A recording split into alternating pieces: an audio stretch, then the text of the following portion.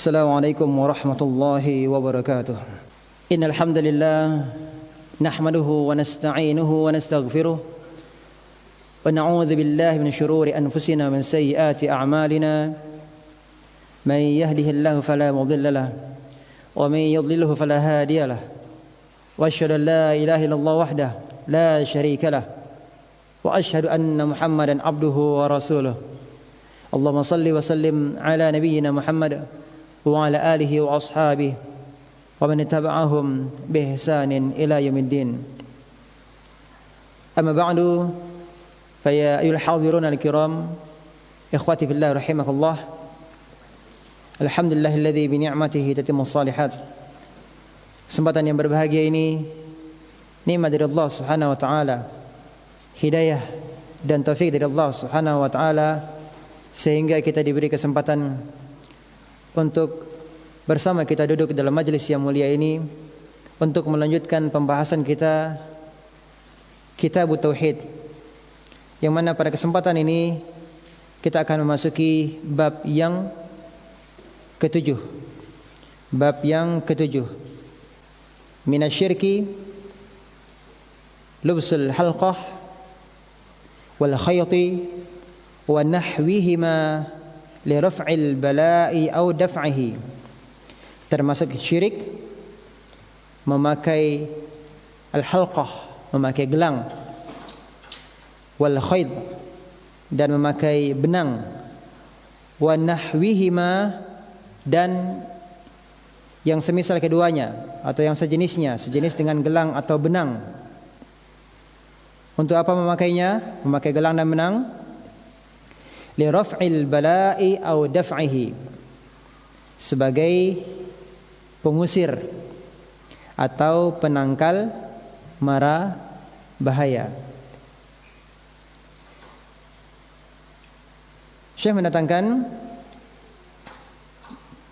beberapa dalil berkaitan dengan bab yang ketujuh ini, dan bisa dilihat pada catatan kaki.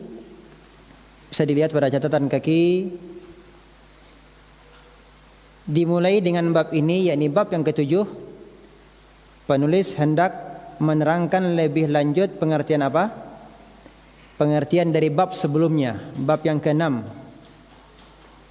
yakni pengertian tauhid dan syahadat la ilaha illallah, dengan menyebutkan hal-hal yang bertentangan dengannya, yang bertentangan dengan syahadat la ilaha illallah, yang bertentangan dengan tauhid. Apa itu? Syirik dan macam-macamnya, baik syirik akbar maupun syirik asgar. Karena dengan mengenal syirik sebagai lawan tauhid, akan jelas sekali pengertian yang sebenarnya dari tauhid dan syahadat la ilaha illallah. Berarti dari bab yang ketujuh ini, ya, ini merupakan tafsiran, penjelasan lebih lanjut dari bab yang sebelumnya. Ini pengertian tentang tauhid dan syahadat la ilaha illallah, dengan menyebutkan macam-macam syirik, baik syirik akbar maupun syirik asghar. Baik, kita langsung pada dalil yang pertama.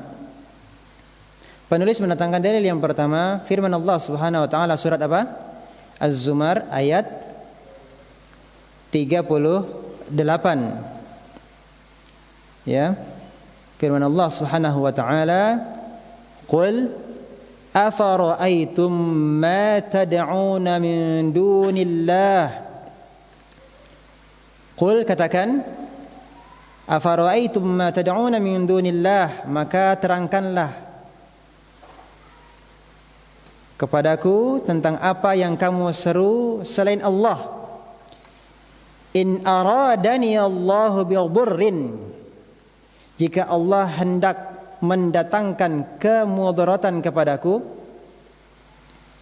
hal hunna kashifatu durrih, apakah apa-apa yang kalian sembah. Ayat sebelum apa di yang kalimat sebelumnya adalah ma tad'un, apa-apa yang kalian sembah. Apakah mereka dapat menghilangkan kemudaratan itu? Seandainya Allah ingin mendatangkan, menimpakan mudarat, mara bahaya kepada diriku, apakah apa-apa yang kalian sembah tersebut dapat menghilangkan kemudaratan yang Allah timpakan kepadaku? Au aradani birahmatin hal hunna mumsikatu rahmatih. Atau jika Allah hendak memberi rahmat kepadaku, apakah mereka, yakni apa-apa yang kalian sembah tersebut dapat menahan rahmat Allah?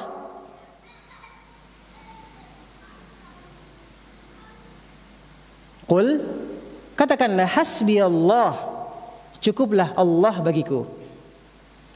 Alaihi yatawakkalul mutawakkilun, kepadanya lah, yakni kepada Allah lah bertawakal orang-orang yang bertawakal, orang-orang yang berserah diri. Dalil yang pertama ini kaitannya dengan bab yang ketujuh ini, memakai gelang, benang dan sejenisnya sebagai pengusir atau penangkal mara bahaya. Apa kaitannya? Kita lihat di sini Allah mengatakan, "Qul," katakanlah, "afara'aitum ma tad'un?" Bagaimana menurut kalian? Apa pendapat kalian? Ma tad'un, apa yang kalian sembah? Apa-apa yang kalian sembah? Pertanyaannya, apa yang mereka sembah? Apa saja yang mereka sembah? Masyarakat yang didakwahi oleh Rasulullah SAW, apa yang mereka sembah? Apa saja yang mereka sembah? Tolong sebutkan.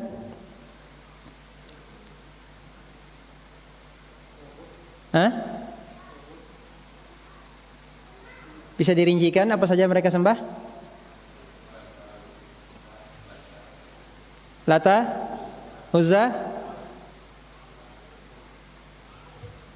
hanya itu saja? Jadi yang mereka sembah hanya berharap-berharap patung-patung saja?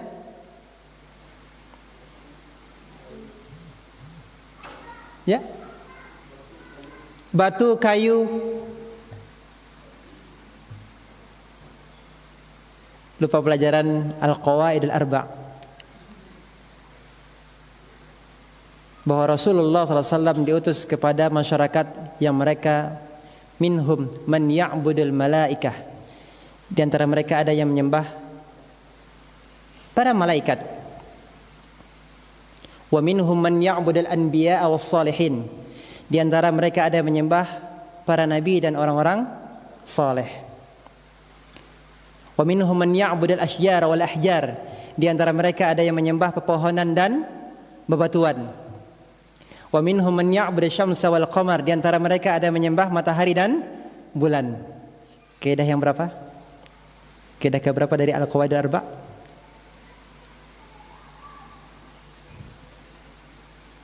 Ada yang ingat?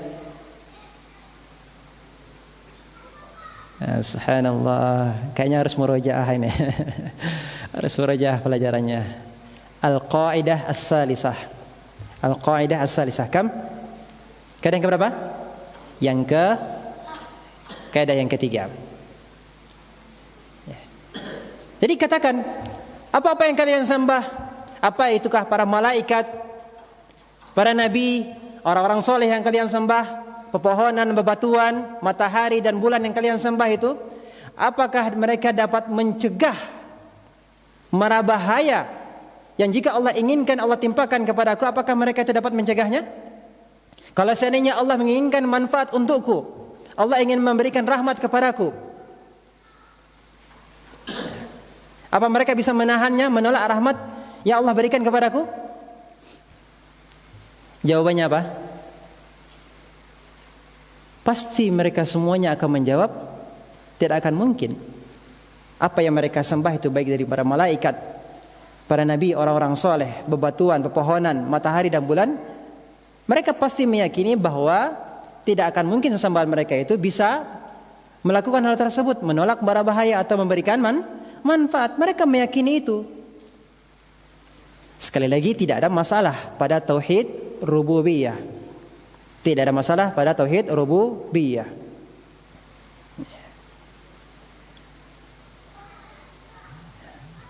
Bidurrin, Di sini ada tanwin di sini, mara bahaya. Ini sifatnya umum. Ya. Tanwin dalam konteks syarat atau pertanyaan ini bermakna umum. Artinya mara bahaya apapun juga itu mara bahayanya, mara bahaya kecil maupun mara bahaya yang besar.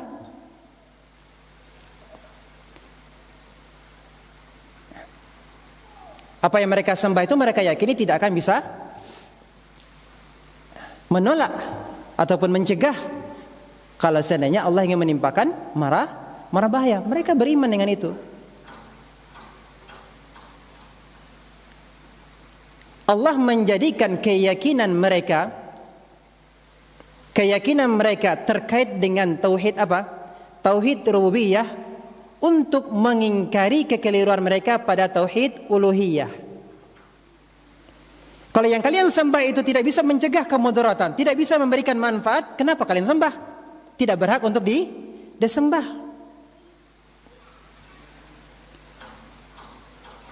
Dan bahkan surat Az-Zumar ini ayat 38 ini awal ayatnya bagaimana bunyinya? Ini masih pertengahan. Awal ayatnya bagaimana? Jadi qul afara'aytum ini bukan awal ayat.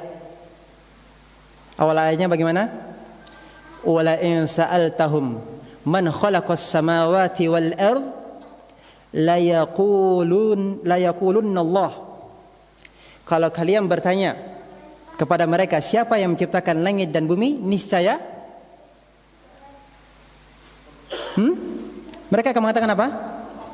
Mereka akan mengatakan Allah yang menciptakan langit dan bumi. Kemudian Allah lanjutkan, maka katakan kepada mereka, kalau kalian meyakini bahwa Allah lah yang menciptakan langit dan bumi, lalu mengapa kalian menyembah apa yang kalian sembah tersebut? Apakah mereka memang tidak menciptakan langit dan bumi, kemudian mereka juga mampu untuk menolak mara bahaya dan mendatangkan rahmat, mendatangkan manfaat? Sebagaimana mereka tidak bisa menciptakan langit dan bumi karena memang Allah lah yang mengatur alam semesta ini, maka mereka juga tidak bisa sedikit pun mendatangkan manfaat, juga tidak bisa menolak mara bahaya. Mara bahaya apapun juga, sekecil apapun mara bahaya, apalagi yang besar, mereka tidak akan sanggup untuk menolaknya. Jadi di sini pelajaran pertama bahwa Allah menjadikan, Allah berdalil dengan keyakinan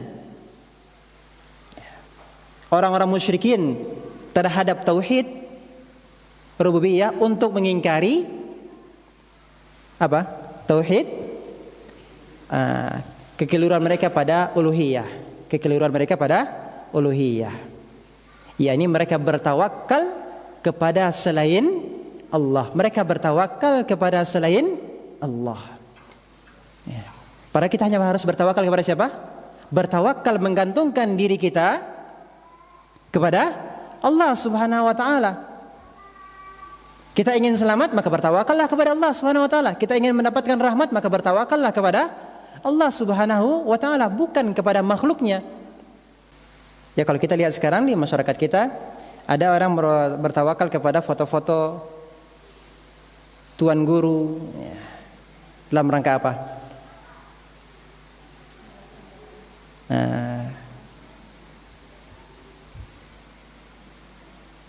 Apakah foto tersebut bisa menolak bara bahaya?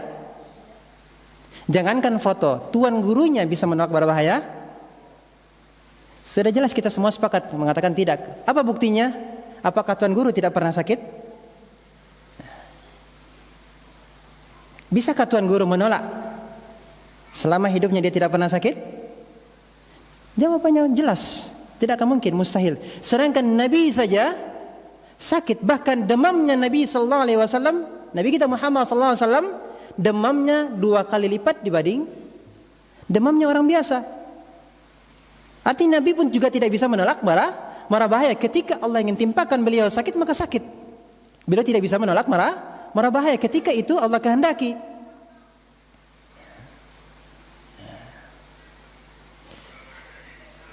Baik.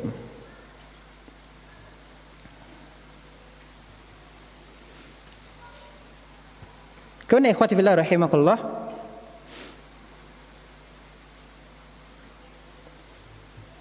Ayat ini sebenarnya berbicara tentang syirik akbar.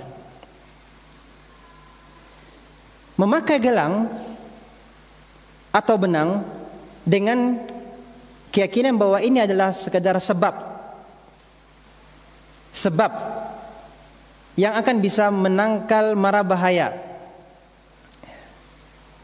yang bisa mengusir mara bahaya, sekedar sebab saja. Ini syirik apa?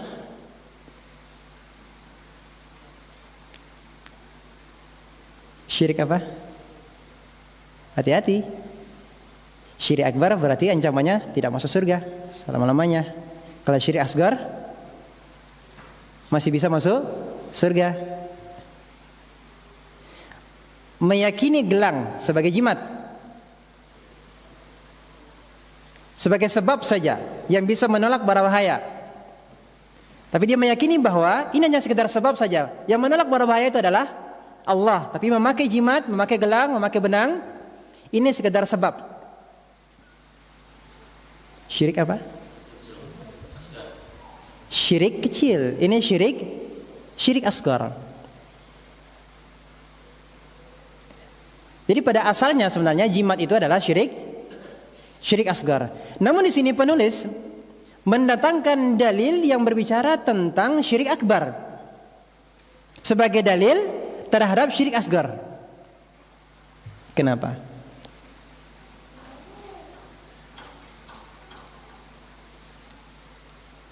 Ada yang tahu? Silakan jawab.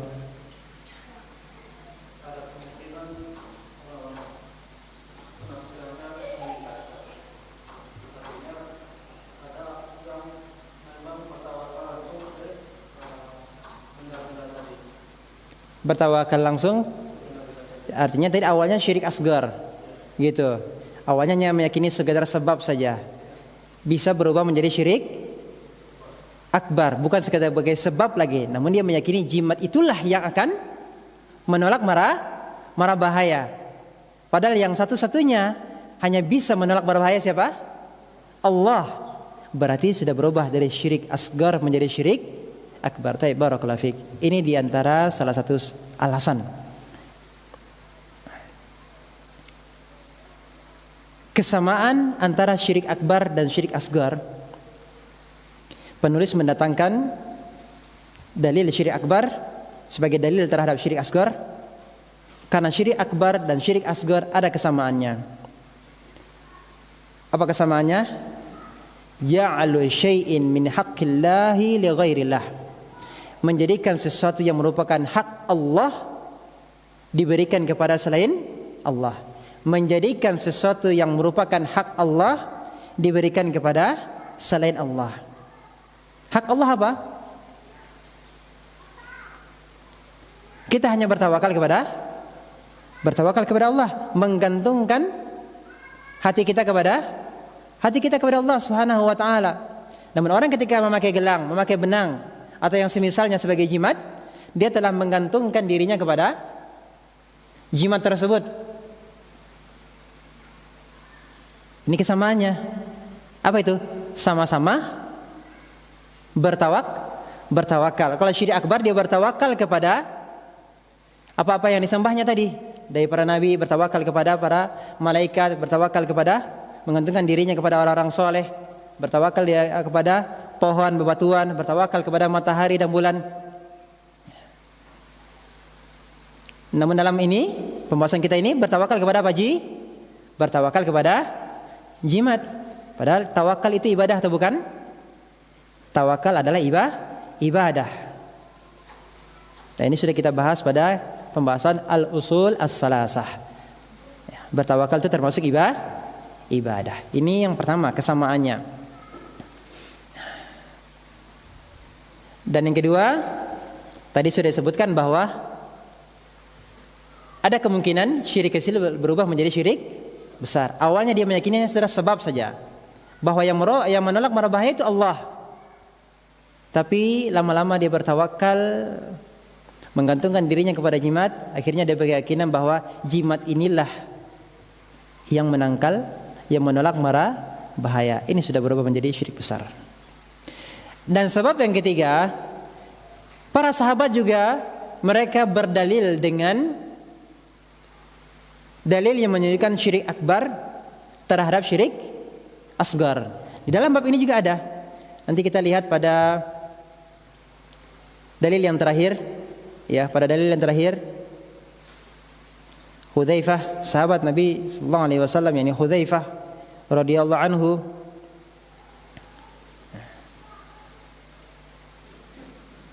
berdalil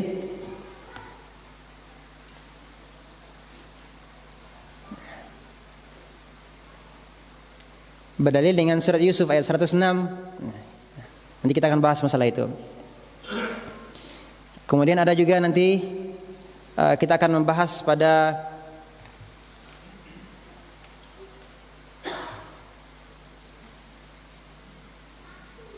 bab yang lain.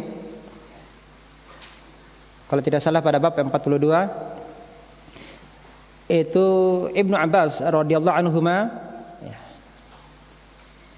mendatangkan firman Allah Subhanahu wa taala, "Fala taj'alu lillahi andada wa antum ta'lamun." Ini berkenaan dengan syirik akbar. Namun yang diingkari adalah syirik asgar. Contohnya orang mengatakan, kalaulah kalaulah bukan karena anjing kecil itu, maka pencuri ini saya akan masuk ke dalam rumah. Ini termasuk syirik asgar. Nah, kemudian Ibnu Abbas radhiyallahu anhu mendatangkan firman Allah Subhanahu wa taala, yang mana ayat ini sebenarnya adalah berbicara tentang syirik akbar. Fala taj'alu lillahi andada. Jangan kalian menjadikan bagi Allah tandingan. Berarti para sahabat mereka juga ada yang berdalil dengan dalil yang membahas dalil itu adalah menunjukkan tentang syirik akbar, tetapi dalil ini didatangkan untuk membantah syirik atau mengingkari syirik asgar. Ini berdasarkan perbuatan para sahabat. Demikian juga penulis dalam hal ini di bab ini mendatangkan surah Az-Zumar ayat 38, yang sebenarnya ayat ini berbicara tentang syirik akbar untuk membantah syirik asgar. Bisa dipahami? Baik.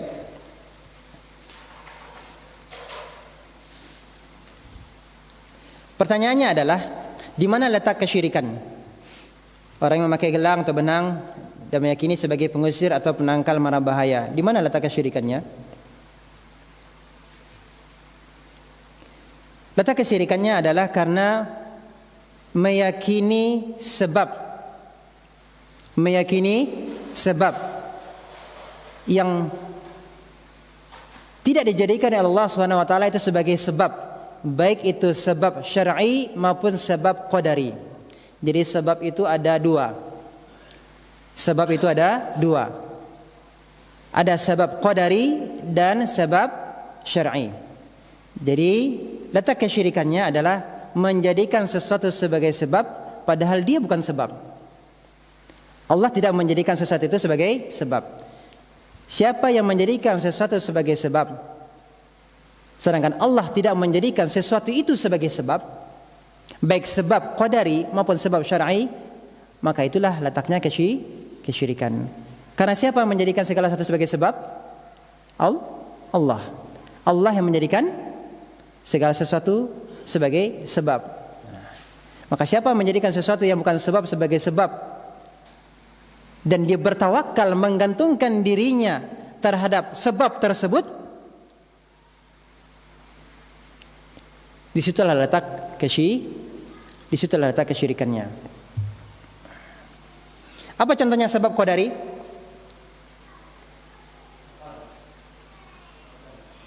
Makan berarti akan kenyang.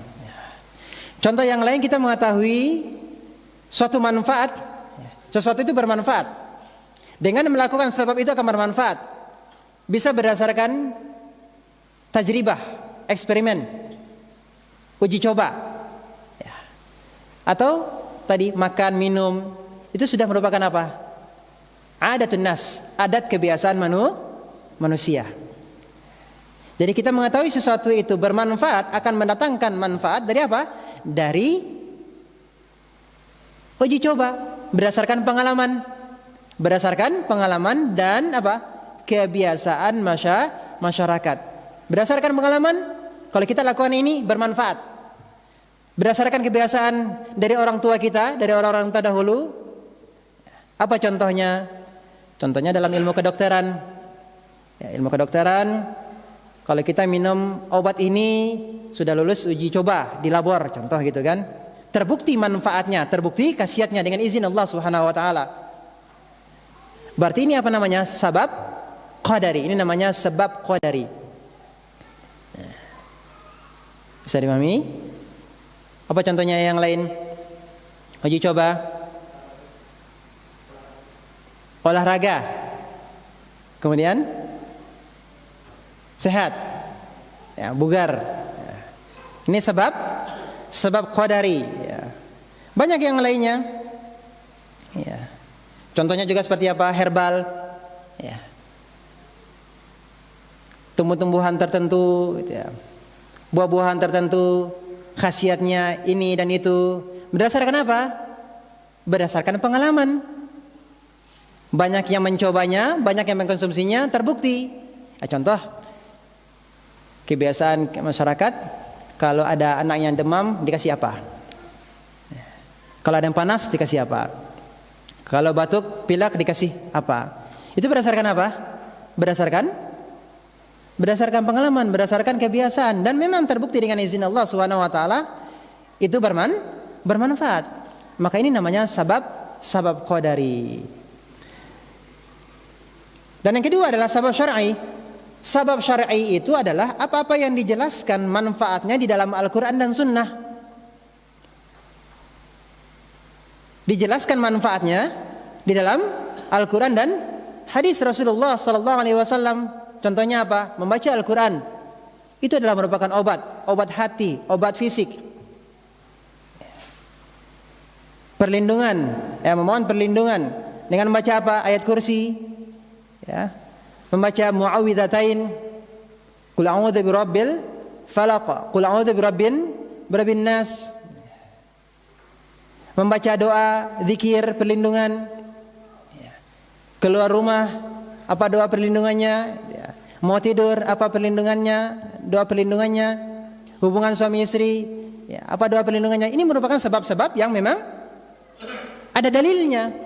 Ada dalilnya yang akan melindungi dengan izin Allah Subhanahu wa taala sebagai sebab perlindungan. Ya, itu memang dijelaskan di dalam Al-Qur'an, memang itu dijelaskan di dalam hadis, termasuk apa? Mengkonsumsi habbatus sauda. Mengkonsumsi apa? 7 buah kurma ajwa. Diterangkan dalam hadis Nabi sallallahu alaihi wasallam. Ini ada dalil. Ini namanya apa? Sabab syar'i. Ini ada sabab syar'i. Maka siapa yang meyakini sesuatu sebagai sebab di luar dari sebab qadari dan sebab syar'i, apa namanya? Syirik. Syiriknya apa? Syirik asghar. Menjadikan sesuatu yang bukan sebab sebagai sebab. Bisa dipahami sampai sini?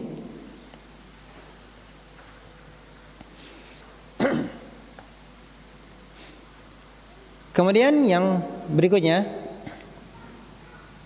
Imran bin Husain radhiyallahu anhu menuturkan bahwa Nabi sallallahu alaihi wasallam melihat seorang laki-laki terdapat di tangannya gelang kuningan.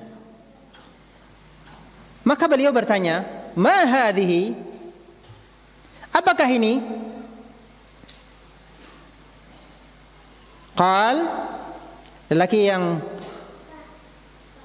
ditanya oleh Rasulullah SAW tersebut mengatakan, minal wahinah, penangkal sakit. Faqal, maka Rasulullah SAW berkata, inzi'ha, lepaskan. Apa yang dilepaskan? Gelang kuningan. Fa innaha la taziduka illa wahnan. Karena apa yang kamu pakai tersebut, gelang kuningan sebagai penangkal sakit tersebut, dia hanya akan menambah kelemahan pada dirimu. Kemudian Ini kita garis bawahi, fa innaka law mitta wa hiya 'alaika ma aflahta abadan. Kalau seandainya gelang kuningan tersebut masih berada di tanganmu, masih berada di atas tubuhmu, kemudian engkau mati, ma aflahta abadan, selama-lamanya engkau tidak akan beruntung. Diriwayatkan oleh Imam Ahmad bisanadin la ba'sa bih, dengan sanad yang bisa diterima. Dalil yang kedua ini, Rasulullah SAW bertanya, ma hadhihi, apa ini? Para ulama berbeda dalam hal ini.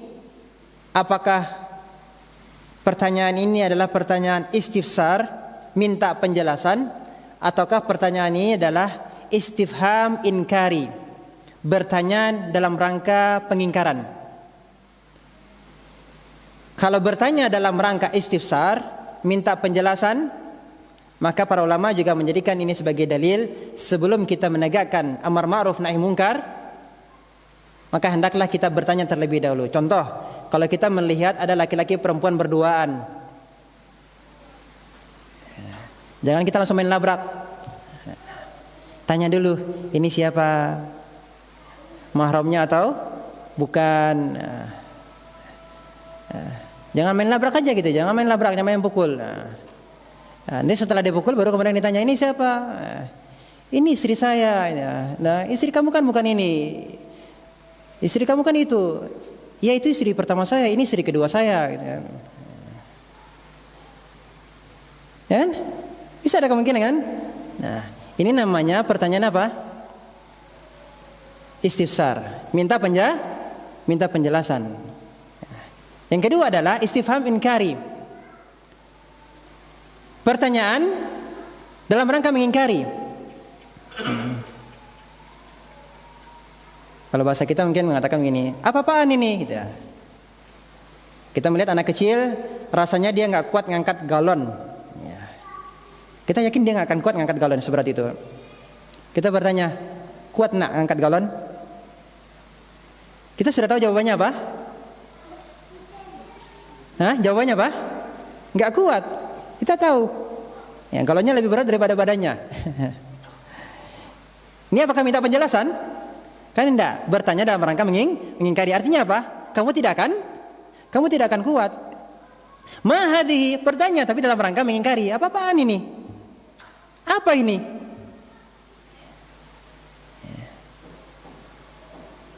Kemudian jawab oleh sahabat, minal wahinah, untuk penangkal sakit.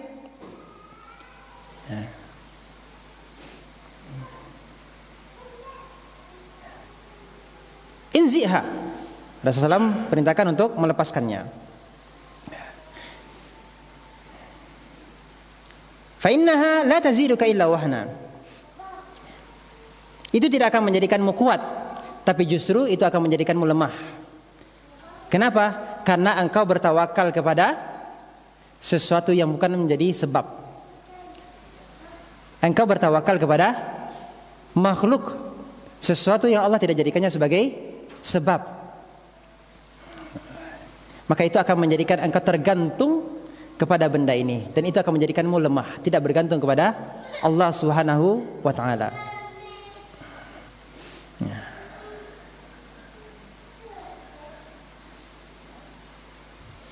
Jadi di sini pertama bertanya terlebih dahulu, ya. Ini gelang apa? Gelang untuk bergaya ataukah jimat? Ya, kadang kan orang pakai gelang gitu kan. Ini jimat ataukah untuk gaya? Ya. Kalau jimat tentu kita sampaikan. Ini termasuk apa? Termasuk syirik. Ya.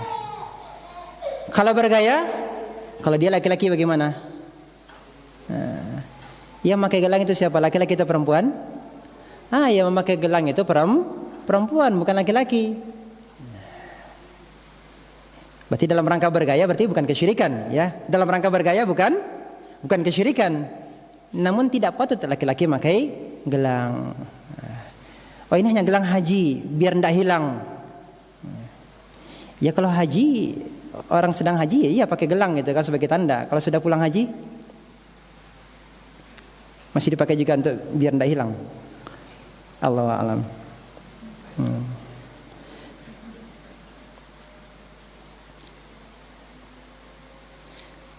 Fa inna kalau mita, kalau seandainya engkau mati dan engkau masih memakai gelang tersebut, ya, maaflah tak abadan, engkau tidak akan pernah berbahagia selamanya. Aflahta, al-falah, keberuntungan. Yang dimaksud dengan al-falah, keberuntungan di sini adalah al-fauz. Ini sudah kita bahas pada pelajaran sebelumnya. Sebelum kita belajar kitab tauhid ini. Apa yang dimaksud dengan al-fauz? Dukhulul jannah, masuk ke dalam surga. Tetapi di sini terkait dengan syirik asgar, berarti maknanya bukan imtina, bukan sama sekali tidak akan masuk surga. Tapi di sini adalah tab'id, berarti dia akan jauh untuk bisa masuk surga. Di sini artinya ancaman. Ini adalah ancaman dalam rangka menakut-nakuti. Bukan dalam rangka, bukan bermakna imtina, bukan bermakna terlarang dia untuk masuk surga, sama sekali tidak masuk surga, bukan.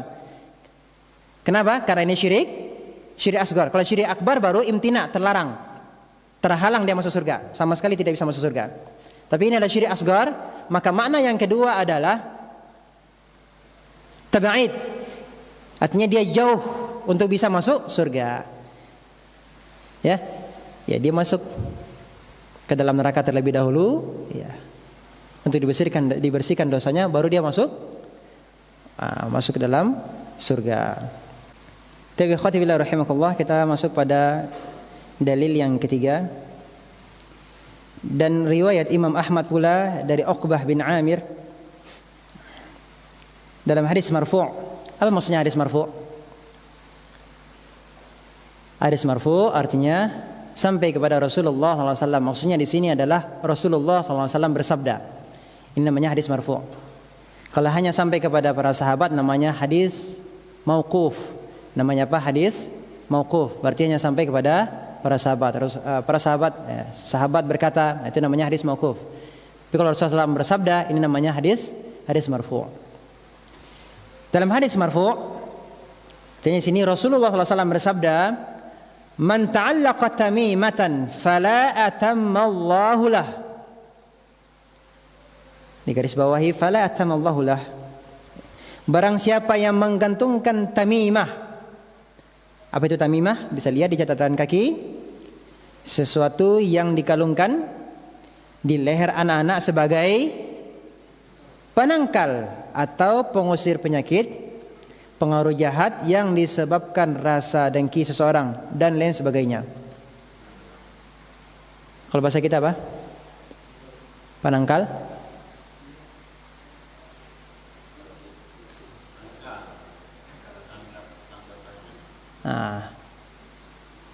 Penangkal pelasik.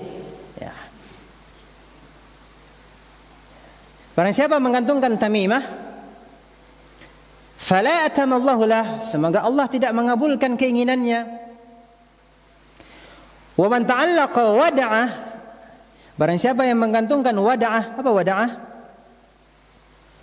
Di catatan kaki, sesuatu yang diambil dari laut menyerupai rumah kerang, menurut anggapan orang-orang jahiliyah dapat digunakan sebagai penangkal penyakit. Ini termasuk dalam pengertian jimat. Di wada'ah itu, kalau kita lihat permainan anak-anak,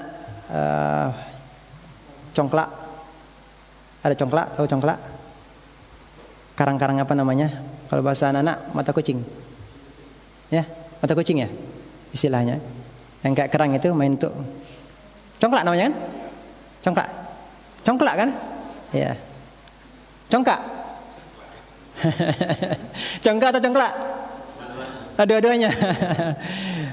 Tergantung tinggal di mana. Ya, congkak dan congklak. Ya. Itu intinya. Kan ada yang karang gitu ya. Karena ada mata kucing itu bahasa ininya. Anak-anak juga mengatakan seperti gitu ya. Karang seperti itu dulu digunakan sebagai apa? Sebagai digunakan sebagai jimat. Ya. Kemudian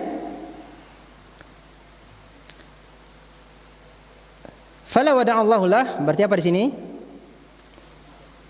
Semoga Allah tidak memberi ketenangan pada dirinya. Kemudian dalil yang keempat, wa fi riwayatin, dalam sebuah riwayat, dalam riwayat yang lain, man ta'allaqa tamimatan, barang siapa menggantungkan tamimah, faqad asyraka, maka dia telah berbuat syirik. Tamimah, jimat, itu artinya kesempurnaan. Jimat dalam bahasa Arabnya adalah tamimah. Secara bahasa itu maknanya apa? Kesempurnaan. Dan orang memakai jimat tujuannya apa? Agar urusannya sempurna, agar dimudahkan urusannya. Orang berdagang memakai jimat tujuannya apa? Ya, supaya laris, supaya sempurna perdagangannya, supaya laku. Ya. Ada orang ini melamar pakai jimat supaya apa? Berhasil lamarannya. Ada orang main judi pakai jimat dalam rangka apa? Tercapai tujuannya, ya kan? Menang. Ya. Ada orang berduel pakai jimat supaya apa? Supaya dia kuat, supaya dia menang. Ya. Di tamimah, kesempurnaan, supaya urusannya sempurna. Semoga supaya urusannya dimudahkan dengan jimat tersebut. Ya. Namun apa kata Rasulullah SAW? Fala atammallahu lah. Semoga Allah tidak mengabulkan keinginannya. Artinya Allah tidak akan menyempurnakannya. Allah tidak akan memudahkan urusannya. Ini doa atau fakta? Doa Nabi ataukah memang fakta? Pertama, ya memang ini adalah merupakan doa Nabi sallallahu alaihi wasallam. Semoga Allah tidak menyempurnakan urusannya. Dan yang kedua, memang fakta. Ya. Memang fakta. Dagangannya laris. Tapi apakah bisa bertahan? Tidak. Apakah dia berbahagia dengan hal tersebut? Tidak. Hatinya akan bergantung kepada pelarisnya. Ada orang yang bangun buka rumah makan baru. Dia yang pertama kali resah, ini ada lawan baru ini. Dia yang tidak tenang, kan begitu kan? Apa sebab? Karena takut kalau nanti tetangganya tersebut, pendatang baru tersebut pakai jimat yang lebih kuat. Kan begitu. Akhirnya apa yang terjadi? Suuzon, kan? Buruk sangka. Akhirnya kemudian dia tidak laris, yang disalahkan apa? Yang disalahkan jimat orang lain. Kan gitu ya. Padahal orang itu belum tentu dia pakai jimat. Ya. Ini menjadikan apa? Menjadikan dia tidak bahagia. Menjadikan dia tidak bahagia. Sekalipun laris mungkin dagangannya, tapi dia tidak bahagia, tidak akan mendapatkan ketenangan. Ya. Ya. Melamar, berhasil dia melamar dengan jimatnya, tapi apakah kemudian rumah tangganya rukun? Kemungkinan besar tidak. Kemungkinan besar tidak. Ya. Menang dia berduel. Ya. Akhirnya semua orang dia tantang. Kayak gitu. Apakah akan dia bahagia? Tidak. Ada orang yang datang dia merasa ini kayaknya orang ini ngajak berkelahi ini. Enggak tenang hidupnya. Hidupnya tidak tenang. Jadi sifatnya fata morgana. Nampaknya iya, tapi sebenarnya tidak. Ya. Kalaupun ada itu hanya sementara, hanya sebentar saja. Tapi sejatinya itu adalah merupakan ketidakbahagiaannya. Jadi fala atamallah, ini adalah merupakan doa dari Nabi sallallahu alaihi wasallam, dan buktinya orang yang bergantung kepada jimat dia akan gelisah. Dia tidak tenang, tidak akan bahagia. Apa yang menjadikan seseorang tenang? Kalau dia bertawakal kepada Allah semata. Kalau dia hanya bertawakal kepada Allah Subhanahu wa ta'ala. Apa yang menjadikan seseorang gelisah, tidak bahagia? Karena dia bertawakal kepada selain Allah. Maka rahasia bahagia adalah hanya bertawakal kepada Allah Subhanahu wa ta'ala. Namun bertawakal bukan menafikan usaha dan kerja keras. Ya, berusaha iya, bekerja keras iya.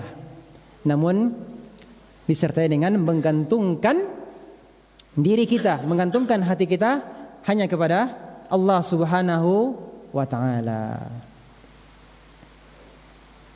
Sudah yang ketiga, yang keempat, yang ketiga tadi, fala atamallahu lah, semoga Allah tidak menjadikannya, mengabulkan keinginannya.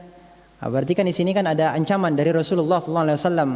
Fala wada'allahu, berarti ini ada ancaman dari Rasulullah sallallahu alaihi wasallam. Ini menunjukkan apa? Larangan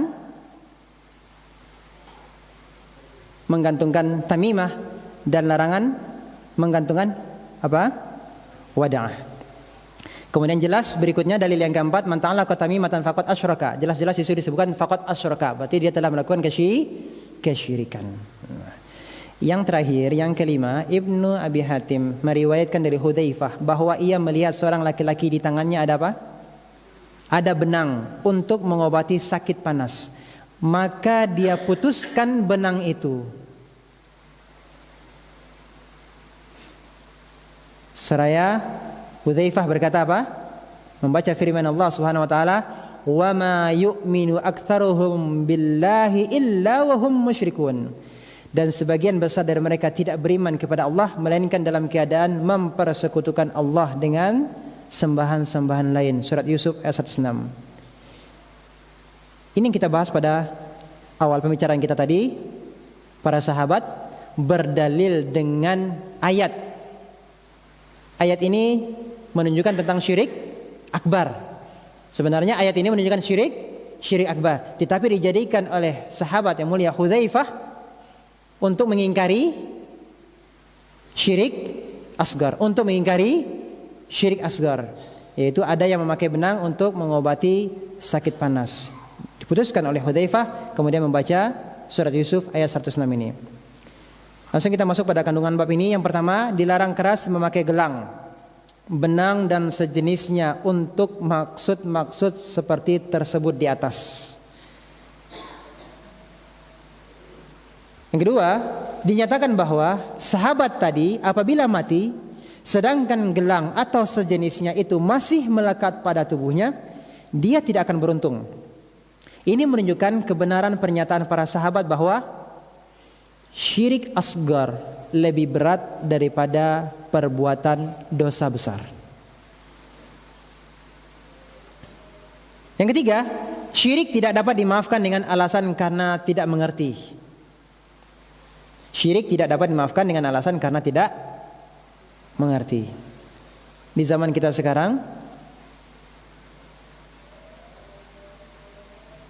sangat mudah sebenarnya untuk menuntut ilmu, untuk mempelajari tauhid, untuk mempelajari apa saja yang termasuk syirik asgar, syirik akbar, sebenarnya sangat mudah. Sarana-sarana sudah ada. Yang ada kebanyakannya adalah al-i'rad.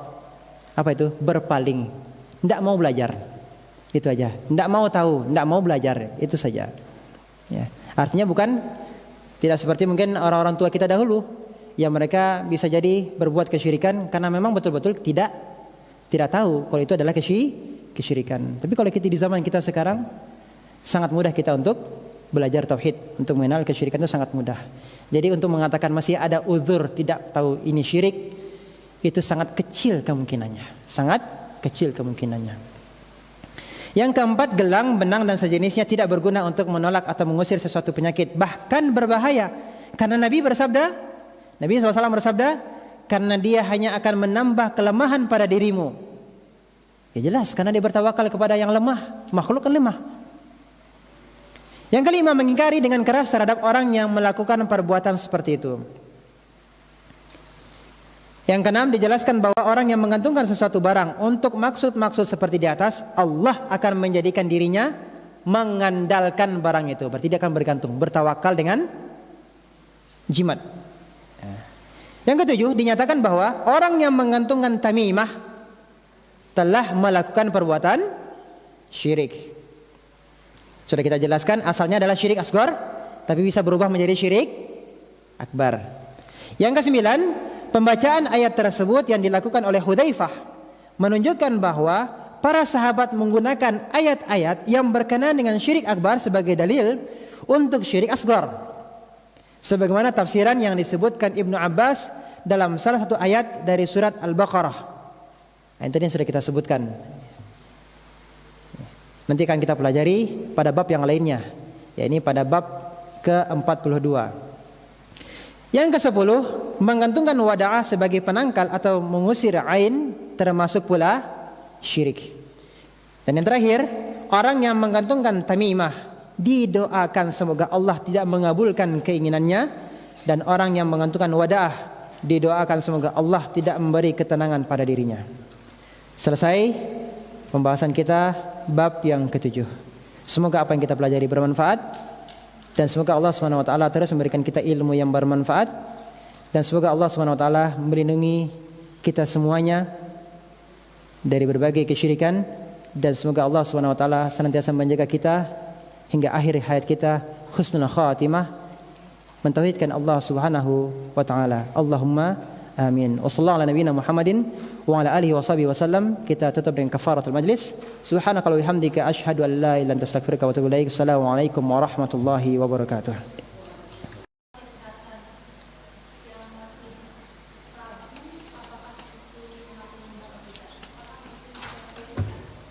Baik, terima kasih Ibu atas pertanyaannya.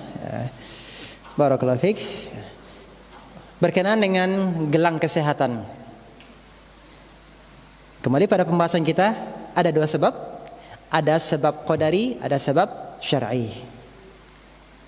Ini sudah jelas, tidak mungkin sebab syar'i gitu kan. Kalian kan dilihat dulu ini gelang apa ini. Kemungkinan ini sebab qadari. Sudah kita jelaskan tadi, untuk sebab qadari terbukti enggak bermanfaat, terbukti enggak khasiatnya, itu hanya kebetulan saja, hanya sekali itu saja, ataukah memang sudah sering dilakukan dan terbukti itu bermanfaat, dan ternyata ketika diuji medis, diuji labor, ternyata memang apa yang dipakainya itu memang bahan-bahan yang memang betul itu bisa digunakan untuk pengobatan. Kalau memang itu terbukti manfaatnya, artinya ilmiah, terbukti manfaatnya ilmiah, maka berarti itu termasuk sabab qadari. Sebagaimana halnya apa? Obat-obatan. Sebagaimananya herbal dan yang lainnya. Ini termasuk sabab qadari. Tapi kalau hanya menurut orang, ini hanya sekedar sugesti saja, dugaan saja, belum terbukti, maka ini bisa jatuh pada apa? Menjadikan sesuatu yang bukan sebab sebagai sebab. Demikian Ibu. Khair. Naam, barakallahu fiik. Hayakallah. Naam, hayakallah. Demikian. Wassallallahu ala nabiyina Muhammadin wa ala alihi wasallam. Alhamdulillahirabbil alamin. Wassalamualaikum warahmatullahi wabarakatuh.